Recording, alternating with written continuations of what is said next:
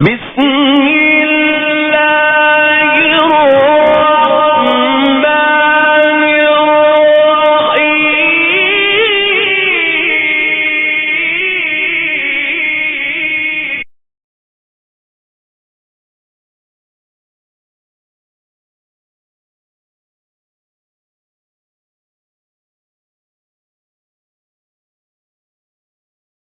الرحیم بسم اللہ الرحمن الرحیم الحمدللہ رب العالمین ثم الصلاۃ والسلام علی سید الانبیاء والمرسلین سیدنا نبینا شفیع ذنوبنا و طبیب قلوبنا ابی القاسم محمد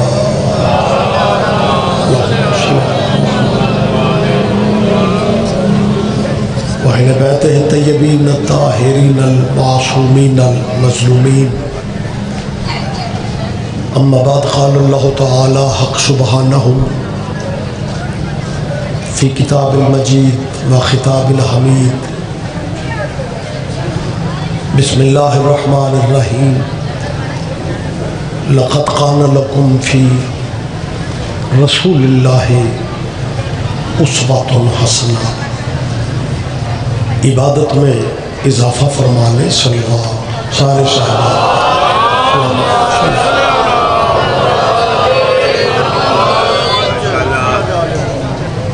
اس جلیلۃ القدر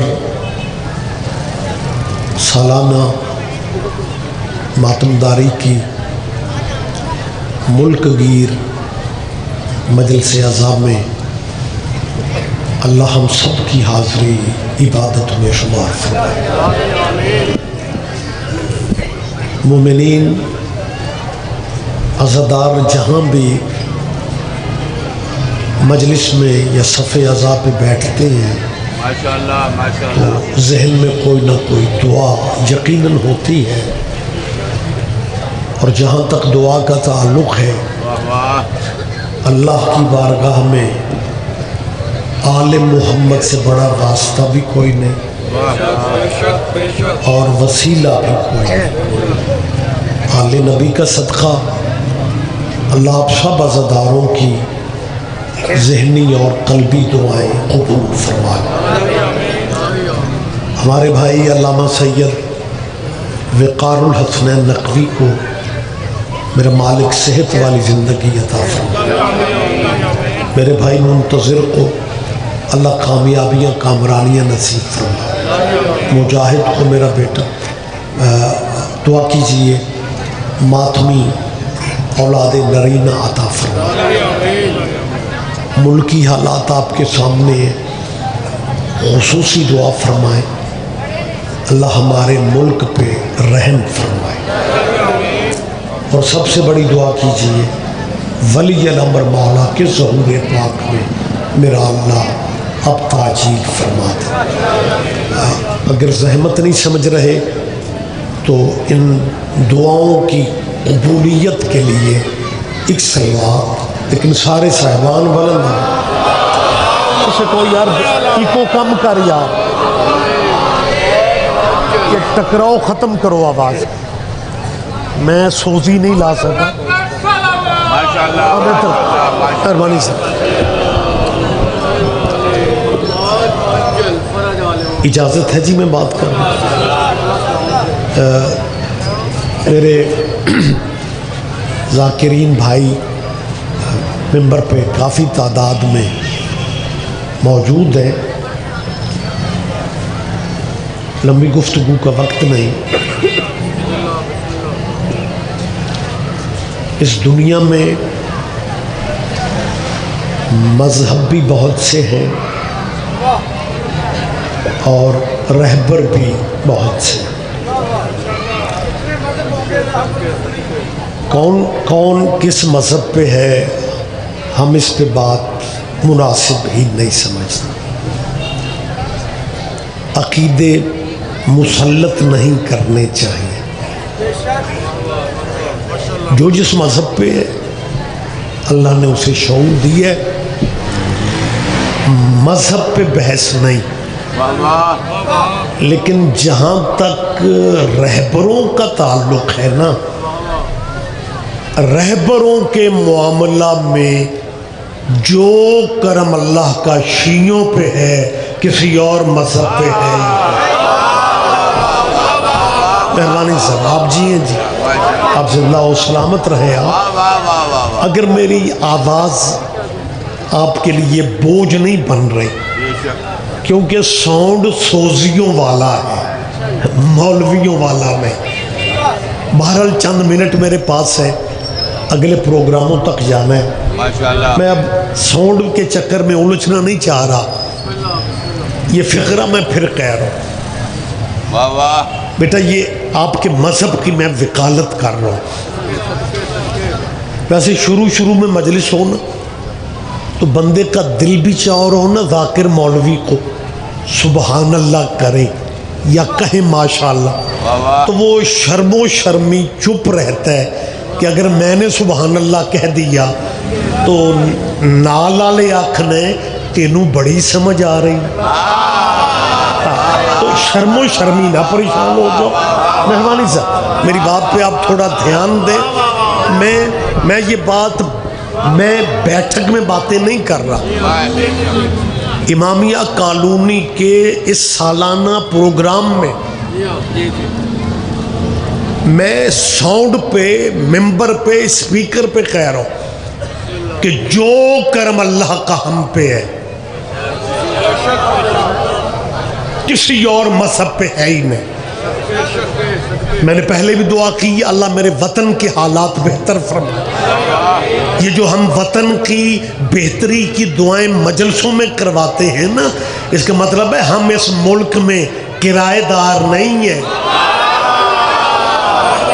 میری اس بات پہ دھیان دیں گے آپ، لہٰذا میری جہاں تک آواز جا رہی ہے، جتنے اہل اسلام بھائی سن رہے ہیں، میں ممبر پہ ہو سکتا ہے بعد میں کوئی تبصرہ کرے کہ جی وہ ریاض رضوی ویسے تو اتحاد کی بات کرتے ہیں، لیکن جی انہوں نے کل وہ جی وقار نقوی صاحب والے پروگرام میں، وہ جی 28 رجب والی مجلس میں، جی مجلس میں ممبر پہ دوسرے مذہبوں پہ تنقید کی ہے اور کہا ہے جی جو کرم اللہ کا ہم پہ، یہ جی باقی مذہبوں پہ تنقید ہے جی۔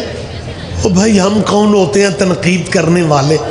اور پھر آپ تو ہمارے بھائی ہیں، ہم جب ضیاء الحق کے دور میں کافر ہوتے تھے نا، میری بات پہ دھیان دے آپ، وہ اس ملک کی تاریخ بھی بڑی عجیب ہے یار کہ ضیاء الحق کے مارشاء اللہ میں شیعہ کافر تھے، کچھ سالوں بعد پرویز مشرف والا مارشاء اللہ، بچوں کو تو شاید اتنا ذہن میں نہ ہو لیکن جن بندوں کے ذہن میں حافظے میں بات محفوظ ہے وہ تو ذرا فریش ہو جائیں۔ ضیاء مارشاء اللہ میں ہمیں کافر کہا گیا، پرویز مشرف کا مارشاء اللہ لگا، انہوں نے اقتدار سنبھالتے ہی شیعوں کو کافر کہنے والے مولویوں کو اسلام آباد بلا کے اپنی میز پہ بٹھا کے کہا لکھو شیعہ مسلمان ہے۔ ہاں یہ تاریخ ہے، اور مجاہد بیٹا یہی ہوا۔ جن علماء اسلام نے ہم عزاداروں کو کافر لکھا تھا نا، انہوں نے ہی لکھ دیا کہ شیعہ مسلمان، اور شیعوں کو دوبارہ کلمہ تو پڑھا لیتے۔ ہم نے نہ مرشد بدلے نہ رہبر بدلے، زندگی کل بھی یا علی مدد تھی، پہچان ہماری آج بھی یا علی مدد ہے۔ خیر لمبی بات نہ ہو جائے، میں وہ فقرہ پھر کہہ رہا ہوں کہ جو کرم اللہ کا شیعوں پہ ہے، آپ نے جب تک چپ رہنا نا، میں نے بھی اسی فقرے پہ رکھنا کہ جو اللہ اکبر، مہربانی صاحب یا رسول اللہ، مہربانی سر، بہت شکریہ، آپ جیے سر۔ میں یہ فقرہ مجھے ایک دفعہ پھر کہنا ہے اور بس میں نتیجے کی طرف آ جاتا ہوں۔ میں بار بار کیا کہہ رہا ہوں کہ جو کرم اللہ کا شیعوں پہ ہے، مجھے لاہور کے کسی بین المذاہب سیمینار میں لے جاؤ، اسلام آباد کے کیپٹل میں ان علماء اسلام کے کسی اجلاس میں لے جاؤ، میں وہاں بھی کہنے کی پوزیشن میں ہوں۔ تیری نظر میں شیعہ ماڑے ہوں گے، لیکن جو کرم اللہ کا ہم پہ ہے نا، یہ بات میں دیر اس لیے کر رہا ہوں کہ آپ ذہنی طور پہ قریب آ جائیں۔ جو پچھلے 2 سالوں میں اس ملک میں ہوا ہے نا، جنہیں اپنی گلی میں کوئی نہیں پوچھتا، وہ بھی فائلیں صحابہ کی اٹھا کے اسمبلیوں کی راہداریوں میں پھر رہے تھے، جی ہم نے یہ قانون پاس کروانا ہے، ہم نے یہ قانون پاس کروانا ہے۔ قانون اللہ جانے تیرے کب پاس ہونے ہیں، لیکن میں پوری ذمہ داری سے یہ فقرہ کہہ رہا ہوں، جو کرم اللہ کا ہم پہ ہے کسی اور مذہب پہ ہے ہی نہیں۔ یہ تھوڑا کرم ہے، اس سے بڑا کرم کیا ہوگا کہ ہمیں اپنے مرشدوں کی عزت کروانے کے لیے اسمبلیوں کے سہارے نہیں لینے پڑتے۔ مہربانی صاحب، آپ جیے، آپ جیے، آپ زندہ و سلامت رہے آپ۔ مہربانی صاحب، مہربانی صاحب، بہت شکریہ۔ میں ہمیں اپنے مرشدوں کی اور صحابہ کرام کی عزت کے قانون بناتے پھر رہے ہو، کم از کم اتنا سوچ لو۔ پہلی تو بات یہ ہے کہ اب نئے رزلٹ الیکشن کے آئیں گے، نئی حکومتیں بنیں گی، نئی کمیٹیاں ایم این ایز کی بنیں گی، پھر وہ صحابہ والا وہ مسودہ بل کا پھر اس پہ بحث ہوگی، پھر دیکھا جائے گا۔ لیکن آپ کو بہت جلدی ہے، یا تو یہ ہو نا کہ اس ملک میں، اچھا کمال یہ ہے کہ صحابہ کبار کی توہین کی منتظر کہیں پہ ہے یا نہیں؟ اچھا انتظام میں ہوں گے۔ یہ وکلا ایڈوکیٹ بہتر سمجھتے ہیں کہ اس ملک میں 3 سال کی سزا صحابہ کی توہین کی پہلے سے بنی نہیں ہے، پچھلی حکومت سے قانون چل رہا ہے کہ جو صحابہ کی توہین کرے گا اسے 3 سال سزا ہوگی۔ لیکن مولوی کہتے ہیں نا جی سزا میں اضافہ کرو، وہ 3 سال سزا ٹھیک تھی، عدد بھی نیک تھا۔ میرے خیال ہے، بہت شکریہ سر۔ اصل میں میرے ان پیر صاحبان نے ممبر ہی اتنا اونچا لگایا ہوتا ہے کہ فرنٹ والے تو 2 منٹ کے بعد یہاں سے تھکتے ہیں اور مولویوں کو دیکھنے کی بجائے زمین کو دیکھتے ہیں، پھر فریش ہوتے ہیں، پھر چہرہ اٹھاتے ہیں۔ ہمت کرو، میں آپ کی سوچوں سے بھی جلدی ممبر بھائیوں کو دے رہا ہوں، مختلف جگہوں پہ حاضری ہے۔ میں نے کیا کہا ہے یار، وہ 3 سال والی سزا میرا خیال ہے ٹھیک تھی۔ مہربانی سر، لیکن بسم اللہ، لیکن اب آ جائیں سر جی، کیا کہنا، پروٹوکول لینے کا تو طریقہ ہی بڑا یاری مدد۔ کامران آگے جی، سوزیوں والا سریلا بندہ ہے، اور ویسے بھی اب تو شیعہ مجلسوں کا میرا خیال ہے یہ کیا اسے کہتے ہیں کہ شیعہ مجلسوں کے آداب میں شامل ہے کہ جب سریلا بندہ آ جائے پھر مولویوں کو بات مختصر کر لینا چاہیے۔ کامران موجود ہے، کامران اللہ جانتا ہے، ذاکر مجھے بھی اچھے لگتے ہیں، قصیدے اچھے لگتے ہیں، وہ اس لیے کہ میں صرف شیعوں کا مولوی نہیں ہوں، میں خود بھی شیعہ۔ اب سارے بندے دھیان نہیں نہ دے رہے، اب سوچ رہے ہوں گے رضوی صاحب نے یہ کیا کہا ہے، میں شیعوں کا صرف مولوی نہیں، میں خود بھی شیعہ ہوں، یہ کیا بات ہے؟ جو کہہ رہے ہیں کہ میں خود بھی شیعہ ہوں. اور بھائی میں اس لیے کہہ رہا ہوں کہ سائنس اتنی ترقی کر گئی ہے کہ آج کل مولوی جس مذہب میں ہوتے ہیں اس مذہب پہ نہیں ہوتے. نہیں آپ تھکی بالکل سہمے انداز میں بیٹھے ہوئے. میں نے کیا کیا اگر شیعوں کے سارے مولوی اگر شیعوں کے ایک لفظ میں جلدی کر رہا ہوں. آج کل مولوی جس مذہب میں ہوتے ہیں نا جس مذہب میں ہوتے اس مذہب پہ اگر شیعوں کے سارے مولوی شیعہ ہوتے پھر علی کی ولایت پہ جھگڑے ہونے تھے. بولو میرے ساتھ یار آپ زحمت فرمائیں. بہت شکریہ سر جی. اور مہربانی آپ مجھے بس موقع دیں میں جلدی. مہربانی سر.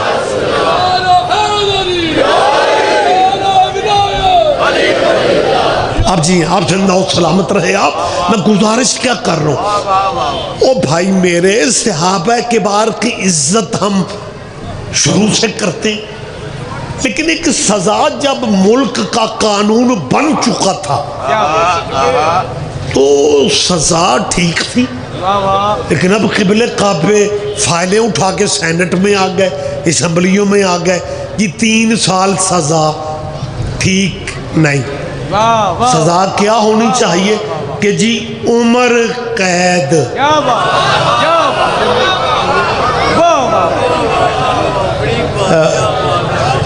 سبحان اللہ. سارے نہ ہی سمجھو تے ٹھیک ہے. حیران و پریشان اور میں ممبر پہ اعلان کر رہا ہوں وقت تمام ہو رہا ہے. میں پھر کہہ رہا ہوں خدارا مذہب مسلک بے شک اپنے رکھو لیکن آپ صحابہ کے بار کا ایشو لے کے کہہ رہے ہو کہ جی قانون ہونا چاہیے کہ صحابہ کی عزت کی جائے. اگر قانون میری جان بن بھی جائے یہ باقی اسلامی ملک کیا سوچیں گے کہ یہ پاکستان کیسا ملک ہے جہاں رسول اللہ کے صحابیوں کی عزت پولیس کروائے گی.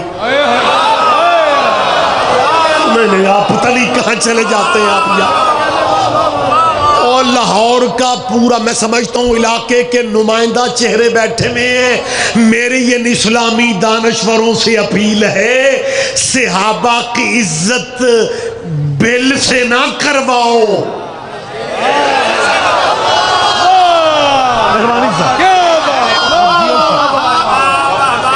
مہربانی صاحب بہت شکریہ. مجھے یہ فقرہ پھر کہنے دیں. تشریف رکھے منتظر. میں یہ فقرہ ایک دفعہ پھر کہہ رہا ہوں.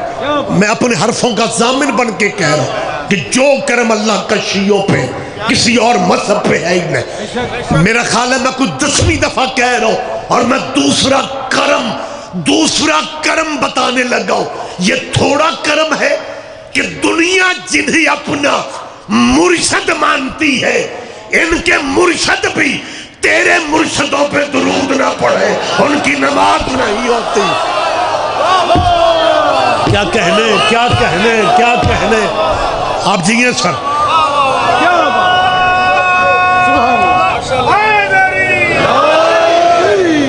یہی سبب ہے ان کی مجبوریوں پہ ترس آتا ہے جو سارا سال گلی محلے میں ہماری جان کھاتے ہیں. صرف اللہ فقط اللہ بس اللہ ہی اللہ. میں کل ہی سواد لے رہے کیا بات میرے اس ملک کے طلبہ و طالبات جی بس جی صرف اللہ. اور اوپر سے جب سے اس ملک میں عیا کا نابودو اتری ہے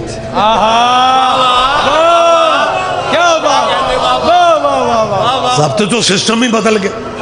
یعنی جس بندے کو عیا کا نابودو کا یہ بھی پتہ نہیں کہ کس صورت میں ہے اس بھی بینر تے لکھوایا ہے کیا بات کہ عبادت بھی تیری کرتے مدد بھی تجھ سے مانگتے. جب عبادت اللہ کی ہے تو پھر یا علی مدد کہاں سے آ گیا. میں پورے نمائندہ مجمع میں کہہ رہا ہوں ہم قرآن کی آیتوں کے قرآن کے لفظوں کے مخالفت کا ہم تو سوچ بھی نہیں سکتے. لیکن خدارا اس قرآن کی باریکیوں پہ دھیان آپ نہیں دے رہے. جی عبادت تیری کرتے ہیں تو مدد بھی تجھی سے مانگتے ہیں, تو جب عبادت اللہ کی ہے تو پھر مدد غیر اللہ کی کہاں سے آ گئی؟ یہ یا علی مدد کہاں سے آ گیا؟ جب آپ مصلی پہ کہتے ہو کہ عبادت بھی تیری کرتے ہیں مدد بھی تجھی سے مانگتے ہیں, تو جب عبادت اللہ کی ہے تو پھر مدد اللہ سے. میں سالانہ اجتماع میں کہہ رہا ہوں, نابودوں میں نماز سب سے بڑی تصویر ہے اللہ کی عبادت کی.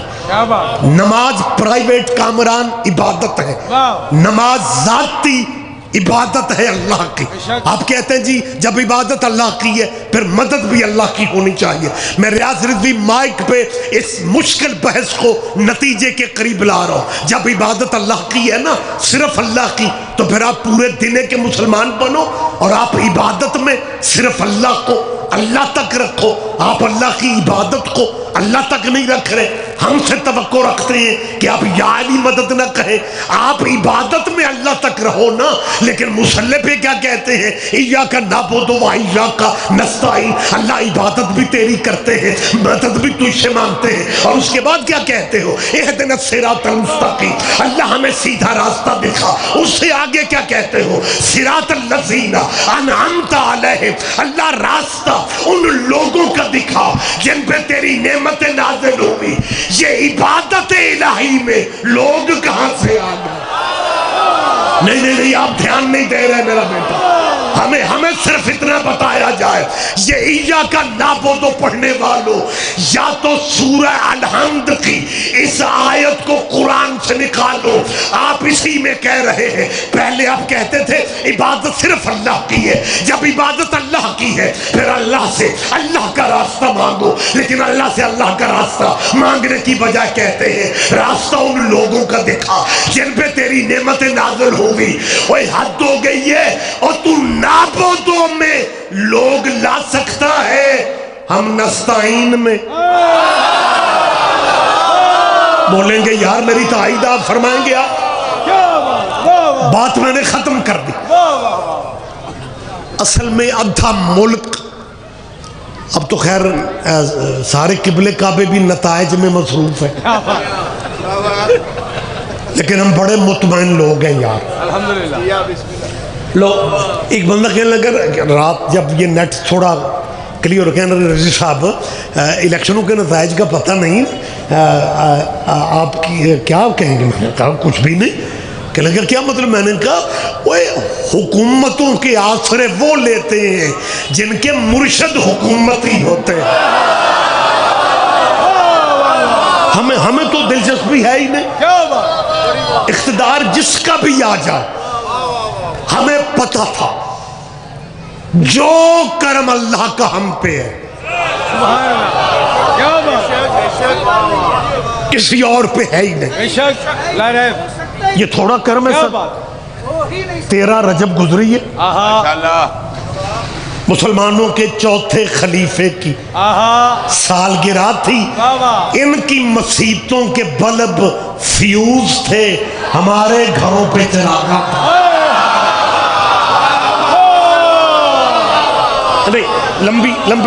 لمبی بات کا وقت نہیں ہے.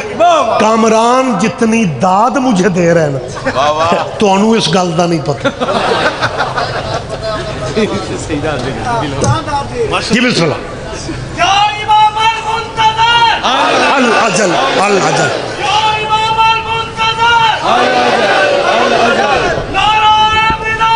علی جن مہربانی بیٹا علی جن شکریہ.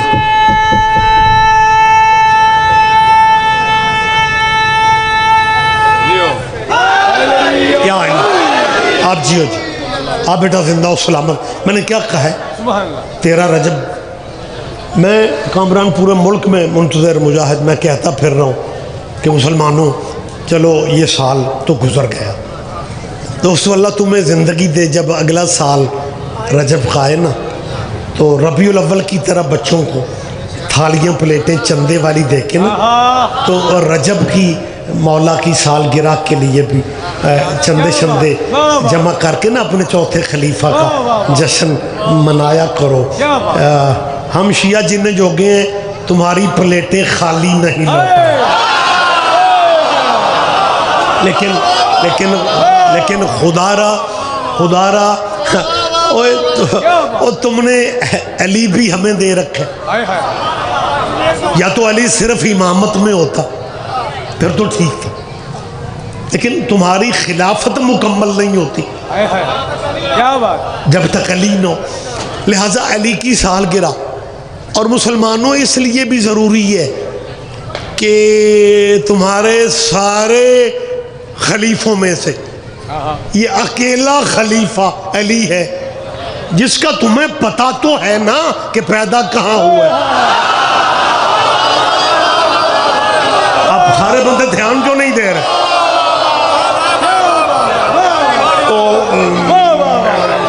چلو جن کا نہیں پتا، کیونکہ تاریخ ولادت کے لیے، سالگرہ کے لیے تاریخ ولادت کی ضرورت ہوتی ہے۔ سبحان اللہ، اس ملک میں بندے شہادت کی تاریخیں تو بنا سکتے ہیں،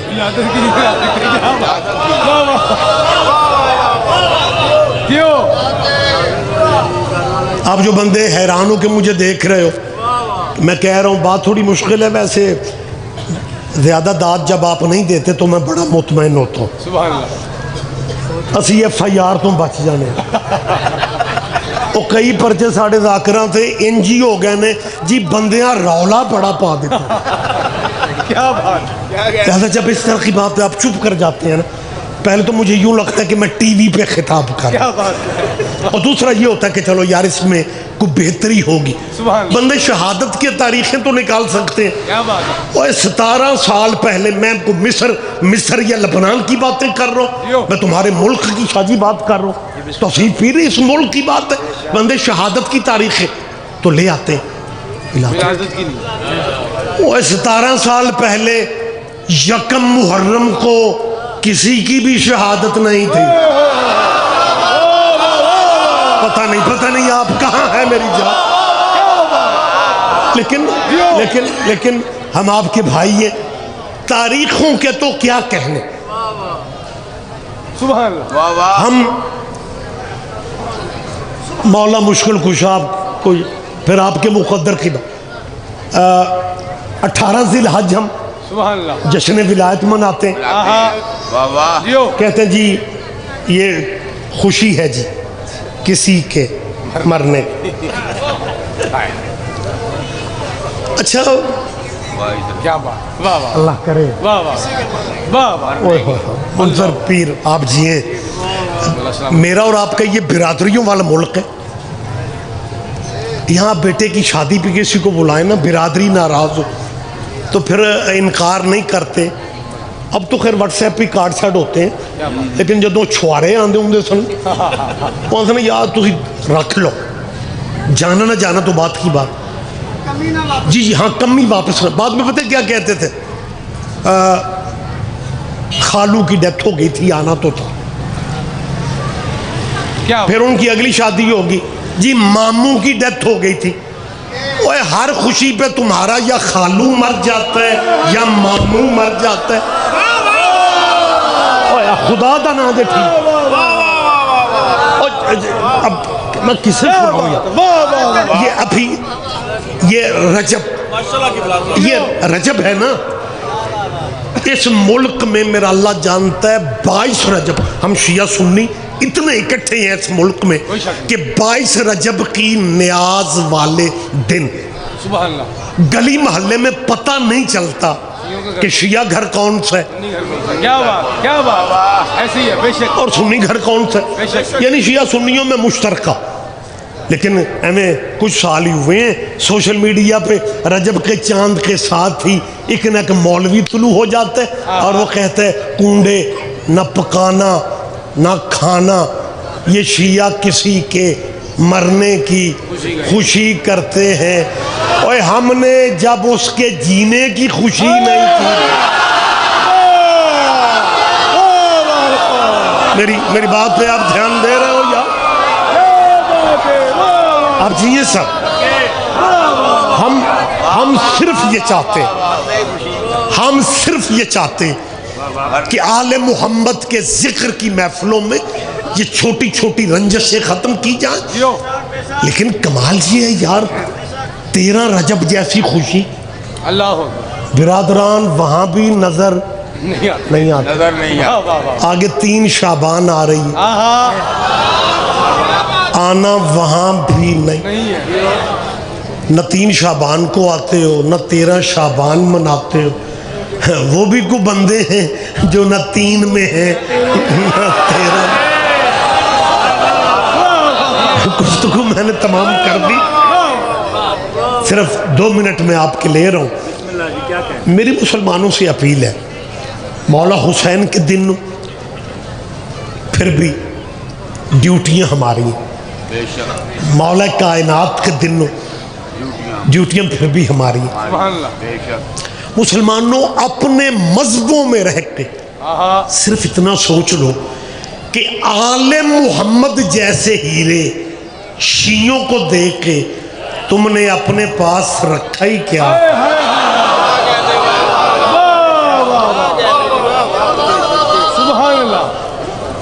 چلو خوشیوں میں بندہ نہ بھی آئے گزارا ہو جاتا. کیا بات. لیکن اگر کوئی جنازوں پہ نہیں آتا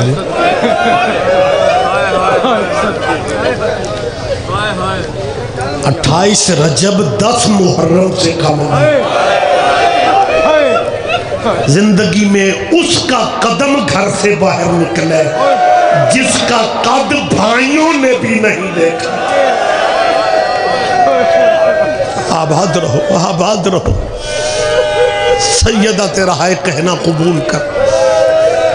میرا اللہ جانتا ہے یہ اتنا بڑا معجزہ ہے اولاد زہرا کے غم کا کہ ایک لمحہ پہلے جو ہاتھ داد دے رہے ہوتے ایک لمحہ بعد وہی. اور جب میری بیٹیاں بہنیں آپ جب یہ گریہ کی آواز آپ کی بلند ہوتی ہے نا ڈائریکٹ آپ دعا لے رہے ہوتے ہیں. روایت علماء بھی میری بات سن رہے ہیں، ذاکرین بھی پڑھے لکھے ہیں سارے. تمہارے چھٹے وارث نے دایاں رخسار مٹی پہ تھا، مسجد نبوی تھی، اور سرکار صادق کہہ رہے تھے میرے اللہ ان آوازوں پہ اپنی رحمت نازل فرمانا جو آوازیں میری دادیوں کے غم میں بلند ہوتی.